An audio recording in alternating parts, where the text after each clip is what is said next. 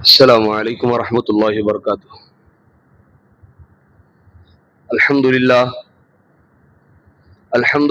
نحمده ونستعینه ونستغفره ونؤمن به ونتوکل علیہ ونعوذ باللہ من شرور انفسنا ومن سیئات اعمالنا، من يهد الله فلا مضل له ومن يضلله فلا هادي له، ونشهد ان لا اله الا الله وحده لا شريك له، ونشهد ان سيدنا وسندنا ومولانا محمدا عبده ورسوله، اما بعد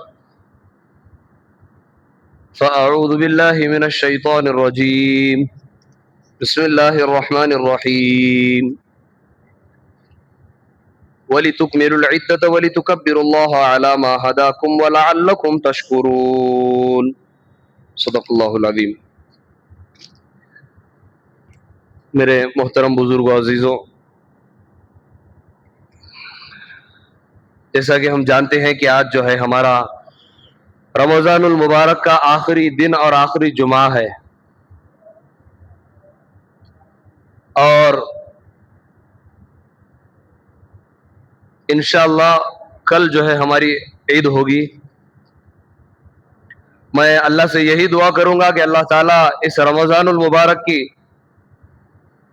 جو بھی برکتیں اور نعمتیں ہیں اللہ تعالیٰ ہم تمام کو نصیب فرمائے، اور اس بابرکت مہینے میں جو بھی کوتاہیاں ہوئی ہے عبادت کے تعلق سے، روزوں کے تعلق سے، اللہ تعالیٰ ان تمام کوتاہیوں کو، گناہ کیا کہیں گے، لغزشوں کو معاف فرمائے، اور اللہ تعالیٰ ہماری عبادتوں کو بے انتہا قبول فرمائے۔ اور خاص طور پر یہی دعا کروں گا کہ اللہ تعالیٰ اس رمضان المبارک کو ہماری مغفرت کا ذریعہ بنائے۔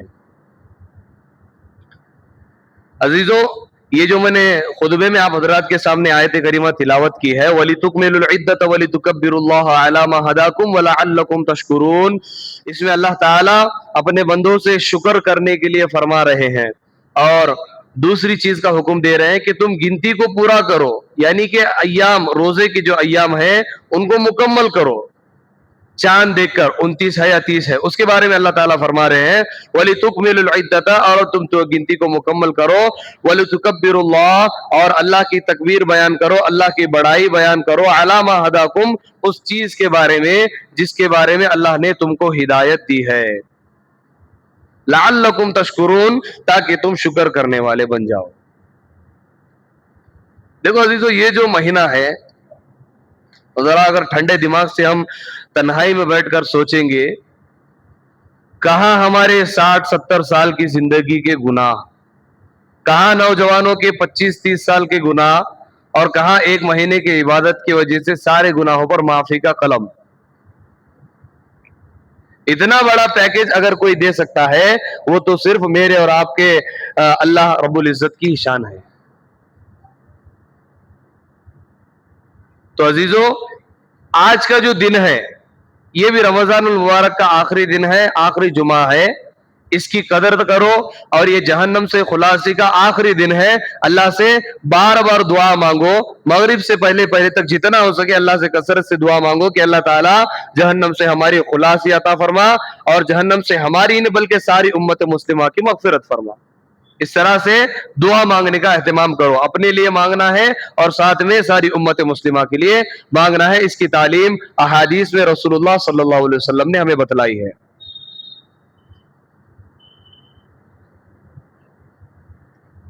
عزیزوں، کچھ چیزیں آپ کو بتلانا میں ضروری سمجھتا ہوں۔ گزشتہ چند جمعات سے، 3-4 جمعات سے جو ہے ان چیزوں پر کیا کہیں گے، اتنی گہرائی و گہرائی سے روشنی نہیں ڈالی گئی ہے، اور بعض احباب کے سوالات تھے جن کو میں مختصر انداز میں جوابات دیتے ہوئے کل عید کے تعلق سے کچھ باتیں آپ حضرات کے سامنے عرض کرنی ہے۔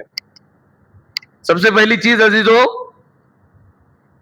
جو ہمارا تھا زکوٰۃ کا ٹاپک، ٹھیک ہے، جو احباب نے دے دیے الحمدللہ، جنہوں نے نہیں دیے اللہ نے قرآن میں فرمایا یوم یحمى علیہا فی نار جہنم فتقوی بہا جباہہم وجنوبہم وظہورہم، اس دن ان کے مالوں کو آگ میں تپایا جائے گا، ان کی پیشانیوں کو، ان کی پیٹوں کو داغا جائے گا۔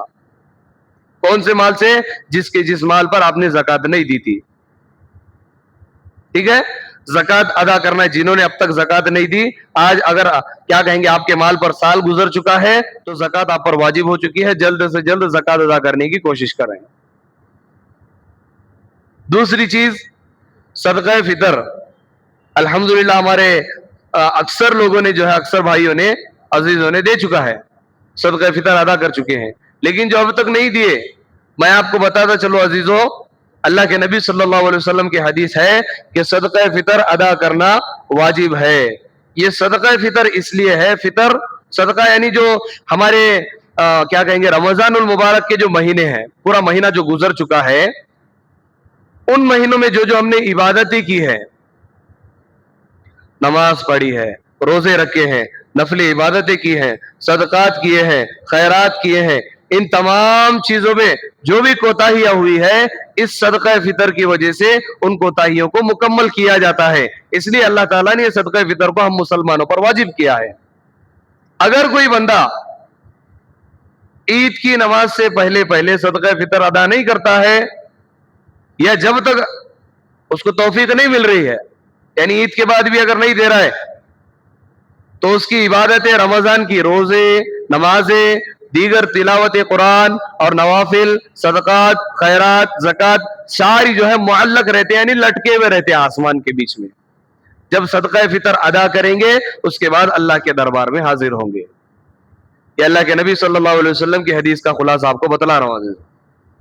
ٹھیک ہے بھائی، صدقہ فطر ادا کرنا ہے. اب کیا ہے صدقہ فطر؟ گیہوں ہے، جو ہے، بارلی جس کو کہیں گے، کشمش ہے، کھجور ہے. اب یہ جو اس کی کیٹیگری الگ کی گئی ہے، گیہوں ہے، کوئی بہت غریب ہے تو گیہوں کی قیمت دے دے، یعنی 1.25 کلو گیہوں کی قیمت آج کے زمانے میں 100 روپے ہو رہی ہے. مثال کے طور پر ایک شخص کی طرف سے 100 روپے ادا کرو. کوئی اس سے زیادہ مالدار ہے تو اس کے لیے جو کی قیمت رکھی گئی ہے. کتنا ہے بھائی جو کی قیمت؟ 3.5 کلو. کوئی اس سے زیادہ مالدار ہے، کشمش، منو کا جس کو بولتے ہیں منقع، اس کی 3.5 کلو قیمت دیکھ کر مارکیٹ میں دے دو. کوئی اور زیادہ اللہ تعالیٰ نے جس کو نعمت و دولت سے مالا مال کیا ہے، اجوا کھجور عمدہ سے عمدہ جو آج کے ریٹ میں 1200 یا 1300 روپے کلو چل رہے ہیں، وہ 3.5 کلو کے ریٹ میں اس کی قیمت نکال کر مستحق کو ادا کرے. یہ صدقہ فطر کی کچھ موٹی سی مختصر آپ کے سامنے میں نے قیمتیں آپ حضرات کے سامنے رکھی ہے. جو جس حساب سے ہوگا اس حساب سے صدقہ فطر ادا کرنا ہے، لیکن ادا کرنا ہی ہے. کسی کو کوئی غریب ہے، بہت زیادہ غریب ہے، نہیں دے سکتا، اس کے ذمہ سے یہ ذمہ داری ساقط نہیں ہو سکتی عزیزوں. کیونکہ ہمارے پاس الحمدللہ غریب سے غریب بھی جو ہے کیا کہیں گے جو کشمش کی قیمت دینے کی طاقت، استطاعت رکھتا ہے. اللہ نے اس کو استطاعت رکھا ہے. تو نماز عید الفطر جانے سے پہلے جو ہے کیا کہیں گے صدقہ فطر دینے کی پوری کوشش کرو. تیسری چیز روزے کا قضا اور کفارہ. ہمارے درمیان جو ہے بہت اشکالات اس بارے میں ہوئے ہیں، بہت سوالات بھی ہوئے ہیں. میں کیا کہیں گے آپ مجموعی طور پر ان باتوں کو آپ حضرات کے سامنے کھول کر بیان کرنے کی مختصر انداز میں کوشش کرتا ہوں. قضا اور کفارہ دونوں الگ ہے عزیزوں. قضا کہتے ہیں اگر آپ نے ایک روزہ ٹوٹ گیا غلطی سے، آپ کو ایک روزے کے بدلے ایک ہی روزہ ادا کرنا ہے. کفارہ کہتے ہیں اب اس میں بھی کیٹیگری آ گئی.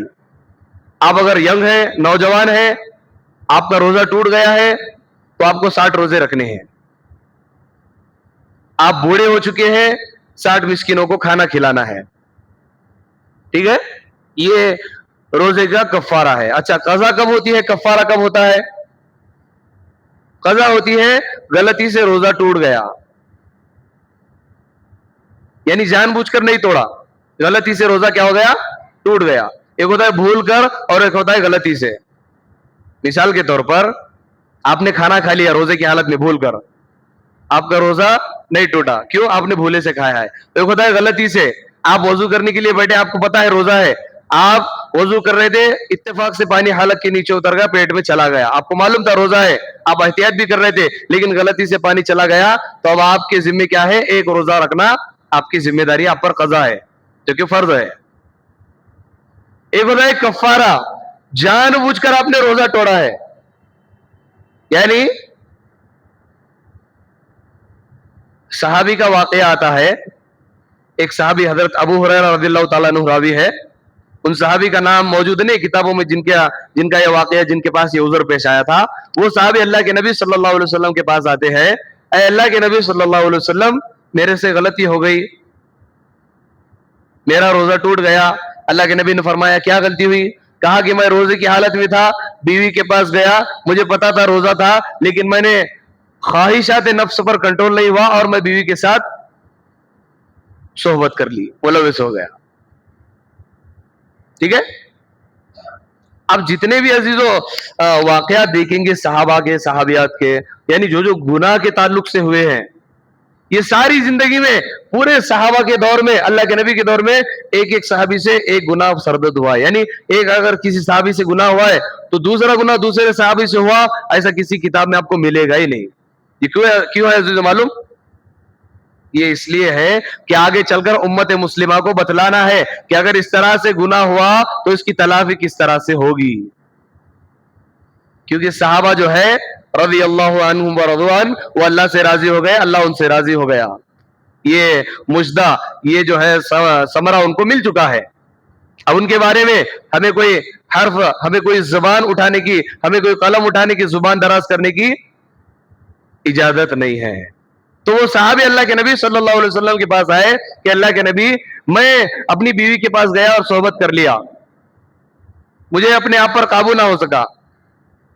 تو اللہ کے نبی صلی اللہ علیہ وسلم نے فرمایا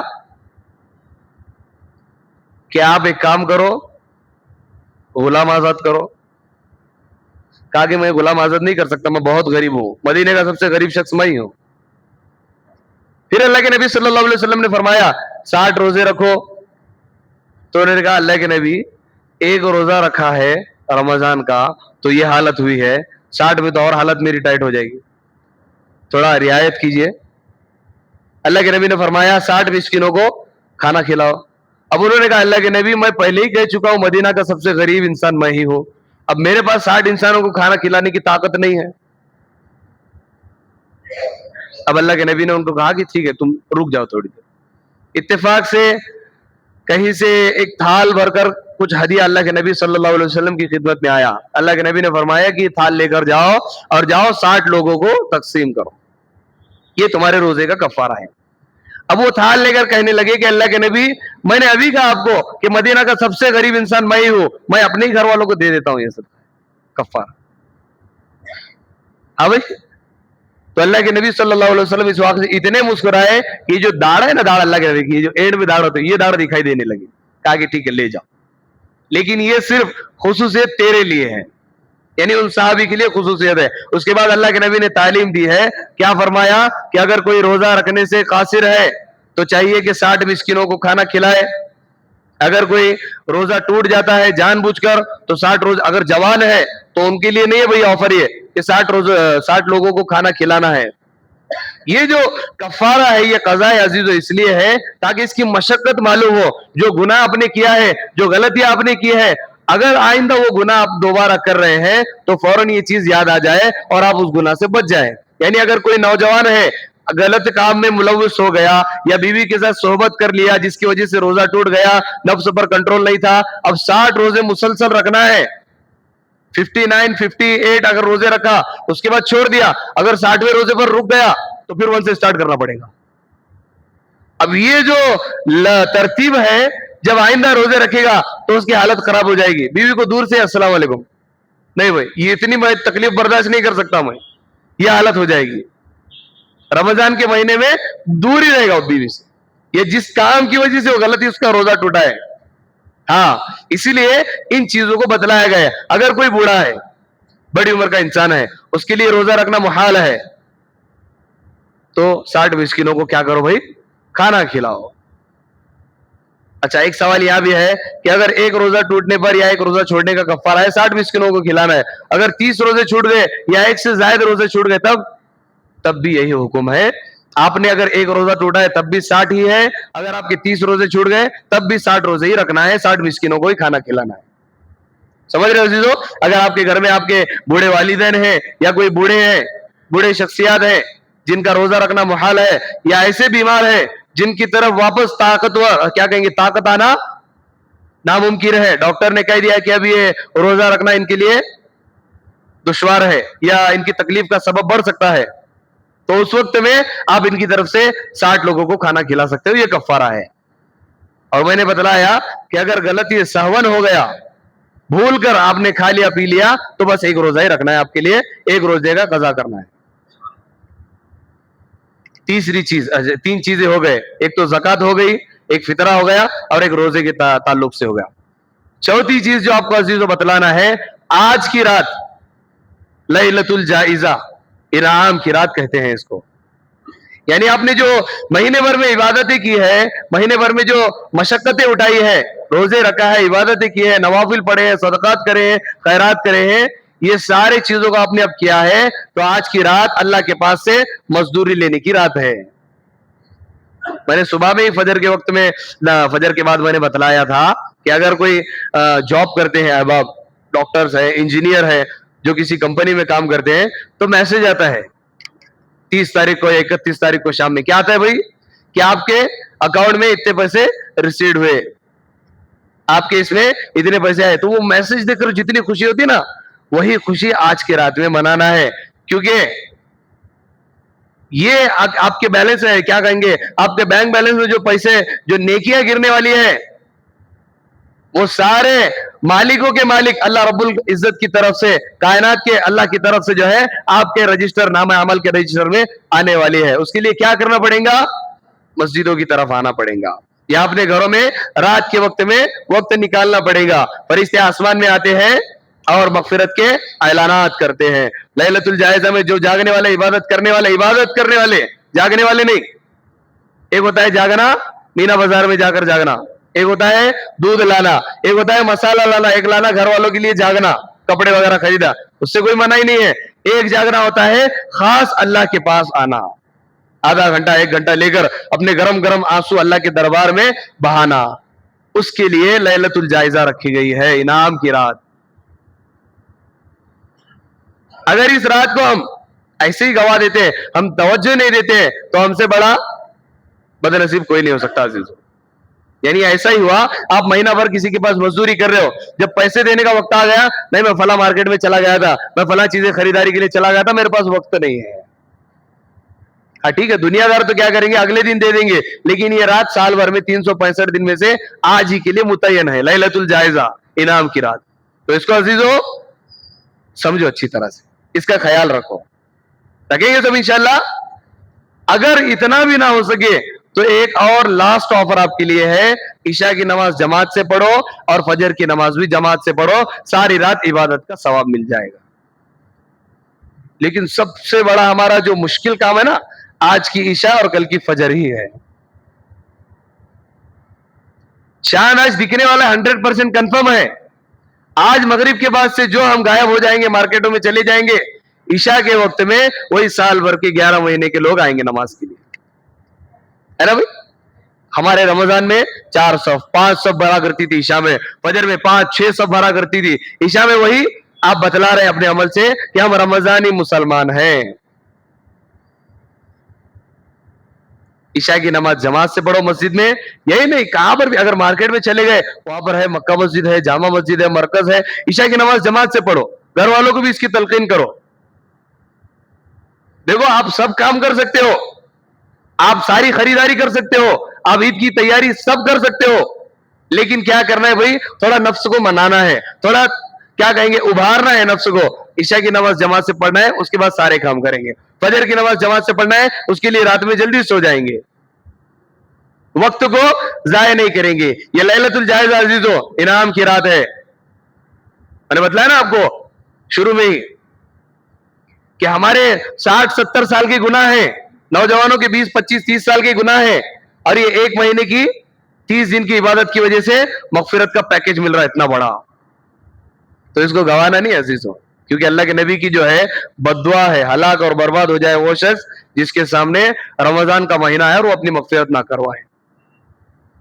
अल्लाह की जात से उम्मीद है कि जो इबादतें की है और जितने हमने दुआएं मांगी है, अल्लाह हमें इसका जरूर सिला देगा, बदला देगा।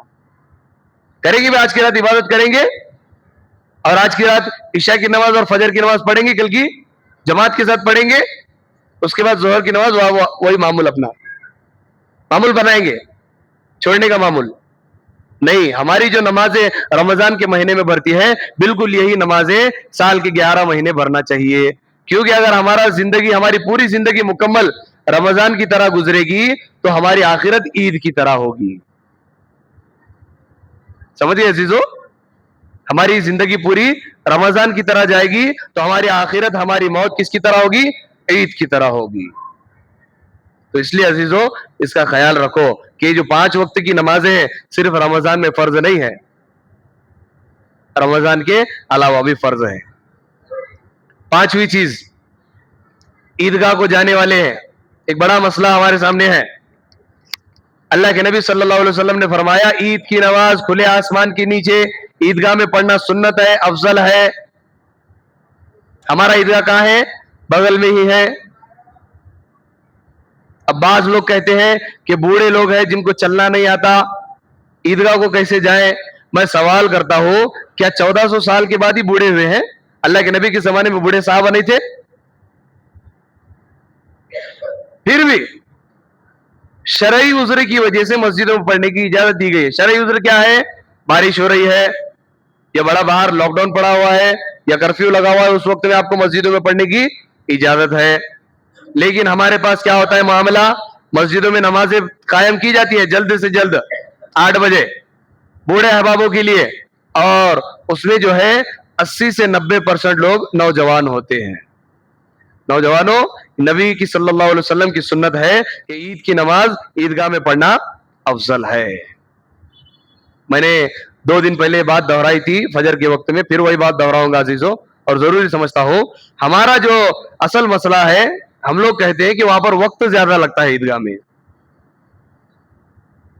کیا زیادہ لگتا ہے؟ بولو نا. وہاں پر جو ہے امام نماز پڑھانے والے آدھا گھنٹہ، پون گھنٹہ، 1.5 گھنٹہ، 2 گھنٹہ وقت لیتے ہیں. میں آپ کو عزیزوں بتاؤں، ایک جنگ ہوئی ہے، بیٹل، غزوہ خندق جس کو کہتے ہیں. آپ اگر اس کو پڑھیں گے غور سے، یہ ایک واحد جنگ ہے جس میں اللہ کے نبی صلی اللہ علیہ وسلم کی 4 نمازیں، فرض نمازیں قضا ہوئی ہیں. کتنی نمازیں؟ بولو نا بھائی.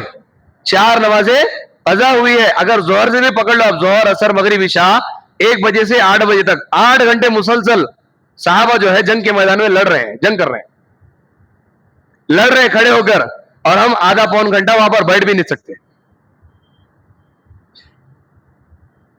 عید کے لیے، نماز کے لیے، وہ بھی جنگ کے لیے نہیں بلایا گیا ہے. عباس احباب جو ہے اشکال کرنے لگے کہ عیدگاہ ہمارے گھر سے بہت دور ہے. کیا ہے بھائی؟ عیدگاہ بہت دور ہے. یہ بھی ایک عذر میں شامل ہوا. میں نے ایک جملہ کہا، اگر کل اعلان ہو جائے کہ امام مہدی مکہ میں آ چکے ہیں، آپ کو جانا ہے، آپ یہی کہیں گے مکہ بہت دور ہے، کہاں جانے کا، اتنے دور ان کے پاس. ہم کہیں گے امام مہدی کے اس میں شامل ہونے کا. یہ عذر چلے گا بھائی؟ نہیں چلے گا. یہ ہم سہولت سہولت سہولت سہولت کرتے کرتے آج یہ ہمارا حال ہو چکا ہے عزیزو. جو دین کے معاملے میں، سنتوں کے معاملے میں جو کوئک ایکشن لینا ہے، ہمیں فوراً فیصلہ لینا ہے. اللہ کے نبی نے فرمایا ختم ہو گیا، پتھر کی لکیر ہے، قرآن میں آ گیا، اب نہیں ہل سکتا. یہ مسئلہ ہے تو ہے ختم، اس کے اوپر ہمیں عمل کرنا ہی ہے، بھلے ہمارے پرانے پروج، ہمارے باپ دادا کچھ بھی کرتے ہو. یاد رکھو عزیزو، یہ جو جملہ ہے نا ہمارا خطرناک، ہر بار جو میں کہتا ہوں ہمارے باپ دادا کیا کرتے تھے، قبر میں فرشتے یہ نہیں پوچھنے والے آپ کو کہ آپ کے باپ دادا کیا کرتے تھے، اس پر آپ چلے کہ نہیں، کہ آپ کے باپ دادا کیا کام کرتے تھے، اس کے بارے میں نہیں سوال ہونے. آپ کے بارے میں سوال کرنے والے، بھائی آپ کتنا کام کر کے، کتنا عمل کرے، آپ نے علم کہاں سے کما اور کتنا عمل کیا، قرآن کو کتنا پڑھا اور اس پر کتنا عمل کیا، حدیثوں کو کتنا حاصل کیا اور اس پر کتنا عمل کیا، یہ پوچھ ہونے والی ہے. لیکن ہم کیا کرتے ہیں، چلتے آ رہا 15-20 سال سے چلن دے تو کیا ہو رہا. یہ جو جملہ ہے نا عزیزو، فرشتے بھی یہی کہیں گے. ہمارے پاس بھی جو گنہگار ہیں ان کو چلتے آ رہا ہے سزا دینے کے تعلق سے، ہم بھی چلا رہے ہیں اس کو. ہاں، یہ بڑا خطرناک جملہ ہے عزیزو، اس کو تھوڑا ہم جو الفاظ بول رہے ہیں اس پر غور کرو. اچھا، ایک اور چیز جو ہمارے درمیان میں ہے، ابھی جو نمازیں ہم پڑھتے ہیں باقاعدہ فرض نماز جماعت کے ساتھ، اب اس کے بعد عید کی نمازیں چھوڑ دیتے ہیں. ہم یہ سمجھتے ہیں کہ 11 مہینے کی قضا ہو رہی ہے، 1 مہینے میں مکمل ہو گئے، اب 11 مہینے تک آنا نہیں ہے. آج کا دن عزیزو سمجھو یہ آپ کی زندگی کا آخری دن ہے. اس طرح تصور کرو, آپ کے ذہنوں میں بات لاؤ کہ اللہ نے اب یہ آخری رمضان ہے آپ کا, اس کے بعد آپ کو زندگی میں کوئی رمضان نہیں ملنے والا ہے. کوئی بھی عبادت ہو, کوئی بھی کام ہو, اس نیت سے کرو کہ میرا آخری رمضان ہے, یہ میرا آخری جمعہ ہے. آٹومیٹک آپ کی دل کی کیفیت بدلے گی, آپ کو عمل کرنے میں اور جذبہ پیدا ہوگا. تو عزیزو اپنے حالات کو سدھارو. عید کے وقت میں جب نمازوں کے لیے جائے تو عیدگاہ میں حاضر ہو. جو جن احباب کے لیے ہمارے بڑوں نے متعین کیا ہے مسجد میں, تو شاید وہ 1 یا 2 سب بہت ہو گئے بوڑھے احباب جن کو عیدگاہ تک جانے کے لیے مشکل ہے. ان لوگوں کے لیے گنجائش ہے. نوجوانوں کے لیے کیا ہے, اب تک اگر کوئی پڑھتا ہے تو اللہ کے نبی کی سنت سمجھ کر عیدگاہ میں جانے کی کوشش کرو. اور جو کوئی کیا کہیں گے امت میں بگاڑ کے وقت میں سنتوں پر پابندی کرے گا, سنتوں کو زندہ کرے گا, اس کو 100 شہیدوں کا ثواب ملے گا. اس نیت سے جانے کی کوشش کرو کہ میں عیدگاہ اللہ کے نبی کی سنت ہے وہ سنت پر عمل کرنے کے لیے جا رہا ہوں. اس نیت سے جانے کی کوشش کرو. ٹھیک ہے. بقرعید میں جو مسئلہ آتا ہے وہاں پر کچھ گنجائش رکھا ہے علماء نے. کیوں؟ قربانی ہمیں جلدی کرنی ہے, کیونکہ ہمارے برادران وطن میں جو کچھ شریر لوگ ہیں وہ ہمارے واجب عمل کو روکنے کا کام کرتے ہیں کہ بھئی یہ قربانی کتنا ہو سکے ان کو روکنا ہے. تو اس وقت میں گنجائش آپ مسجد میں آ کر جلد سے جلد جا کے پڑھ سکتے ہو. یا کہیں پر جگہ کا کیا کہیں گے جگہ ہی نہ ہو, جیسا ممبئی ہے, پونا ہے, پونا کو تو نہیں, ممبئی میں جگہ کی بہت تنگی ہے, اس وقت میں وہاں پر مسجدوں میں 4-4 5 جماعتیں ہوتی ہیں, 5-5 جماعتیں, وہاں پر گنجائش ہے. یہاں پر کیا ہے, ہمارے بغل میں عیدگاہ ہے, جاؤ بھائی, سال میں 2 مرتبہ کا ہمارے قاضی صاحب کو دیکھنے کا موقع ملتا ہے, ان کو سننے کا موقع ملتا ہے, جاؤ سنو. ہاں, یہ چیزوں کو میں بتلانا چاہ رہا ہوں. عید کے دن عیدگاہ کیا کہیں گے, عیدگاہ میں عید کی نماز کیا کرنا ہے, پڑھنا سنت اور افضل ہے. جب ہم عیدگاہ کے لیے نکلیں گے عزیزوں, کپڑے پاک صاف ہو, مسواک کرے, غسل کرے, مسواک کرے, پاک صاف کپڑے پہنے, خوشبو لگائیں اور گھر سے کچھ میٹھی چیز کھاتے ہوئے نکلے. جیسا کہ ہمارے پاس بنایا جاتا ہے رات میں ہی شرخرما, آپ اسی کو پی کر جا سکتے ہو. بعض لوگوں کا یہ کہنا ہے کیا بھائی کہ عید کے دن, عید الاضحیٰ کے دن آدھا روزہ ہوتا ہے, بولے ہے نا بھائی, سنے نہیں, آدھا روزہ. عید کی نماز سے آئے تو کچھ کھانا نہیں, اگر آئیں گے جا کر آئیں گے تو اس جانور میں سے کھائیں گے, یا عید کی نماز کے بعد ہی آ کر کھانا ہے. اس طرح کا کوئی یہ چیزیں ہمارے شریعت میں نہیں ہے کہ آپ آدھا روزہ جو متعین کر رہے ہیں. یہ ہم بچپن میں سنا کرتے تھے بچوں کے لیے, ان کو کیا کہیں گے دین کی اہمیت بتلانے کے لیے رمضان میں آدھا روزہ رکھایا کرتے تھے. تو وہ آدھا روزہ یہاں پر مراد نہیں ہے. ہاں, یہ آدھا روزہ اس طرح کی کوئی کنسپٹ ہمارے اسلام میں شریعت میں نہیں ہے. جب ہم عیدگاہ کے لیے جائیں گے عزیزو, حدیث میں آتا ہے کہ اللہ کے نبی اللہ تعالیٰ اپنے فرشتوں کو آسمان سے زمین پر بھیجتے ہیں, اور عیدگاہ کے کناروں کے راستے میں فرشتے کھڑے ہو جاتے ہیں, اور کعبۃ اللہ کے چھت پر جبریل امین ہرے کلر کا جھنڈا لے کر کھڑے ہو جاتے ہیں. اس وقت میں اللہ تعالیٰ فرشتوں سے کہتے ہیں کہ اے فرشتوں, کیا بدلہ ہے, کیا اجر ہے میرے ان بندوں کا جنہوں نے مہینہ بھر روزہ رکھا ہے, جنہوں نے مہینہ بھر تراویح پڑھی ہے, جنہوں نے مہینہ بھر عبادتیں کی ہے, جنہوں نے مہینہ بھر صدقات دیے ہیں, نفلی عبادتیں کی ہیں. تو فرشتے کہتے ہیں اللہ کے نبی اے اللہ تعالیٰ, ان کا جو ہے بدلہ صرف مغفرت ہی ہے. تو اللہ تعالیٰ جو ہے فرشتوں کو گواہ بنا کر جو عیدگاہ میں جاتے ہیں عید کی نماز کے لیے, اور عید کی نماز جو پڑھتے ہیں ان کے لیے اللہ تعالیٰ مغفرت کے پروانے لکھ دیتے ہیں. اب یہ مغفرت کے پروانے ان کے لیے ہیں جو صدقہ فطر ادا کر رہے ہیں, کیونکہ جو صدقہ فطر ادا نہیں کر رہا ہے, میں نے ابھی کہا آپ کو تھوڑی دیر پہلے کہ ان کے جو صدقہ فطر ادا نہیں کرتا اس کے اعمال جو ہے معلق ہوتے ہیں, لٹکے ہوئے ہوتے ہیں. جب صدقہ فطر ادا کرتا ہے تو اس کے اعمال اللہ کے پاس چلے جاتے ہیں. تو اس لیے عزیزوں کوشش کرو کیا کہ صدقہ فطر عید الفطر کی نماز سے پہلے ادا کرنے. اس کا دوسرا مقصد یہ ہے کہ جو غربا ہے, جو مسکین ہے, وہ بھی ہماری عید میں شامل ہو جائے, وہ بھی عید منائے. 5 چیزیں ہو گئی. چھٹی چیز جو بہت موسٹ امپورٹنٹ ہے, ضروری ہے آپ کو بتلانا, اللہ کے نبی صلی اللہ علیہ وسلم کی حدیث ہے. اللہ کے نبی نے فرمایا المرء مع من احبا, آدمی کا حشر اسی کے ساتھ ہوگا جس سے اس کو محبت ہوگی. کیا ہے بھائی, آدمی کا حشر اسی کے ساتھ ہوگا جس سے اس کو کیا ہوگی, محبت ہوگی, لگاؤ ہوگا. اس کا سب سے بڑا کیا کہیں گے, اس کی مثال دو آپ کو, آپ دنگ رہ جائیں گے عزیزوں. اب ہم عید کے لیے کپڑے لیے ہیں, لینے والے لے چکے, جو بھی ہے, ہم لوگ جو کپڑے خریدنے کے لیے جاتے ہیں کہ فلاں ایکٹر کی طرح لینا ہے ہمیں کپڑے عید کے دن, وہ اس نے بہت اچھے کپڑے پہنا تھا, ہمارے گھر والے بھی مستورات بھی فلاں اس میں انہوں نے دیکھا تھا اس طرح کے کپڑے لینے ہیں، فلاں انہیں اس طرح سے رومال باندھ لیا تھا، وہ اس طرح سے ہمیں باندھنا ہے.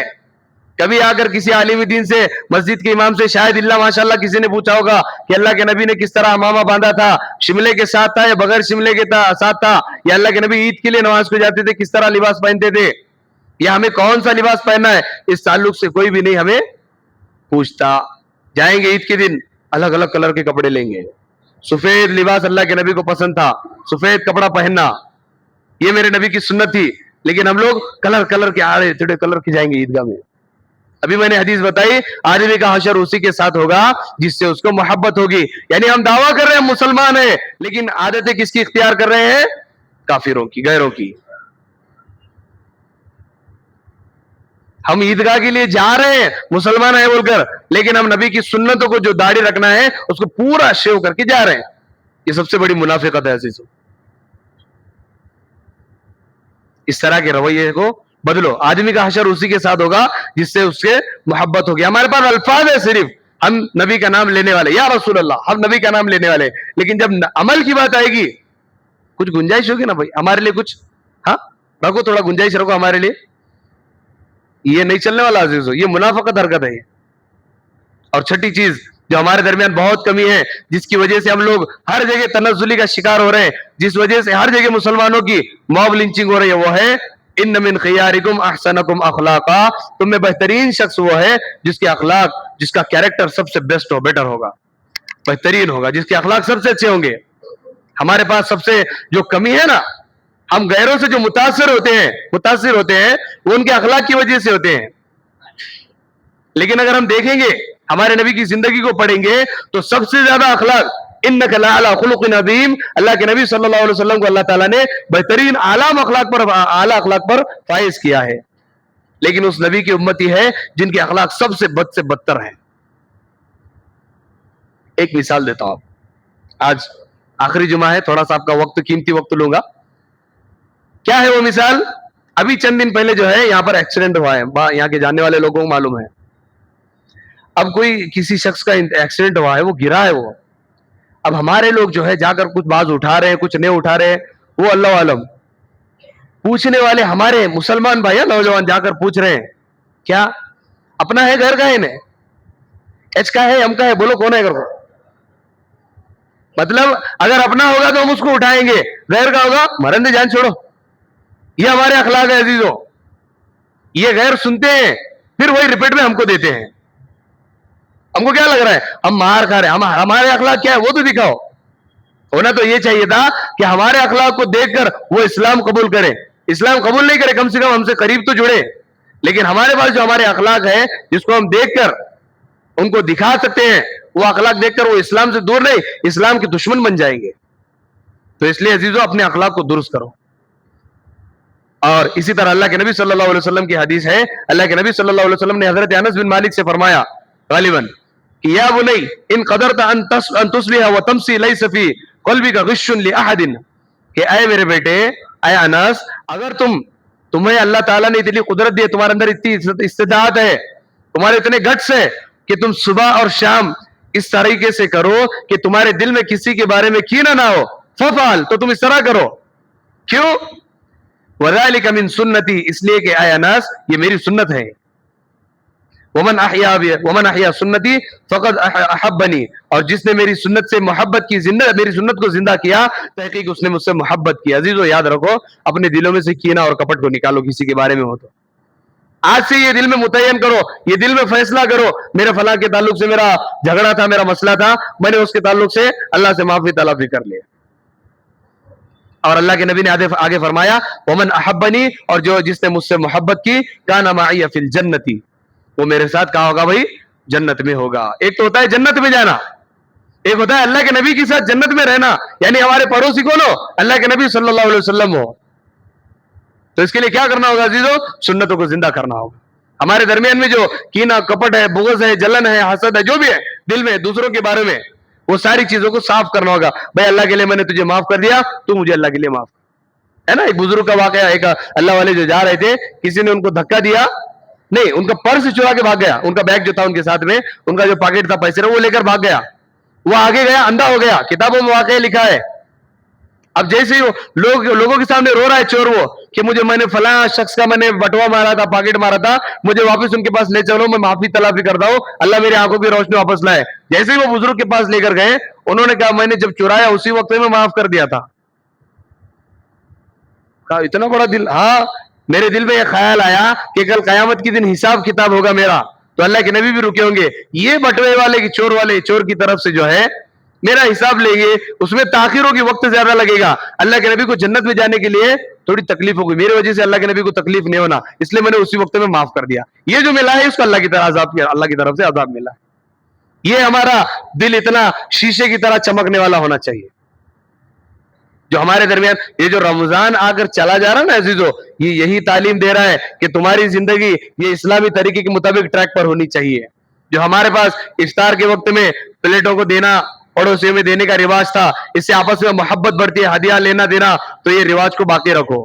آپ نے اچھا کھانا بنایا ہے, آپ پڑوسیوں کو تقسیم کرو. سال کے 11 مہینے آپ نے جو اخلاق پیش کیے اس رمضان کے مہینے میں, یہ باقی رکھو. میں نے بتایا, پھر وہی بات دہراؤں گا, اگر آپ کی ساری زندگی رمضان کے مطابق جائے گی تو آپ کی آخرت انشاءاللہ عید کی طرح ہوگی. کریں گے بھی پابندی, نماز ہوگی, کریں گے بھائی جو بھی آپ کے سامنے یہ واجبات کے بارے میں بتلایا گا اس پر عمل کریں گے, قرآن کے کیا کہیں گے, قرآن سے جڑیں گے, قرآن کو پڑھنے والے بنیں گے, اور انشاءاللہ ثم انشاءاللہ اللہ کی ذات سے امید ہے اور اللہ سے یہی دعا کرتا ہوں کہ اللہ تعالیٰ موت سے پہلے ہم تمام کو پیارے آقا حبیب صلی اللہ علیہ وسلم کی ایک مرتبہ زیارت نصیب فرمائے.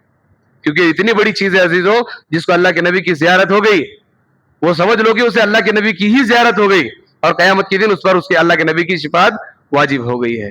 تو اللہ سے دعا ہے جو کچھ کہا گیا سنا گیا سب سے پہلے مجھے اور آپ کو اللہ تعالیٰ کہنے سننے زیادہ عمل کرنے کی توفیق عطا فرمائے. اللہ تعالیٰ ہم تمام لوگوں کو, خصوصاً نوجوانوں کو, اللہ کے نبی صلی اللہ علیہ وسلم کی سنتوں کو جان جان کر عمل کرنے والا بنائے. اللہ تعالیٰ قرآن مجید کی آیتوں کو سمجھ کر پڑھنے والا بنائے. اللہ تعالیٰ جب تک باقی رکھے, ایمان پر باقی رکھے. اللہ جب موت دے ہم تمام کو کلمے والی موت نصیب فرمائے. وآخر دعوانا الحمدللہ رب العالمین. جن احباب نے سنتیں نہیں پڑھی وہ سنتوں سے فارغ ہو جائیں.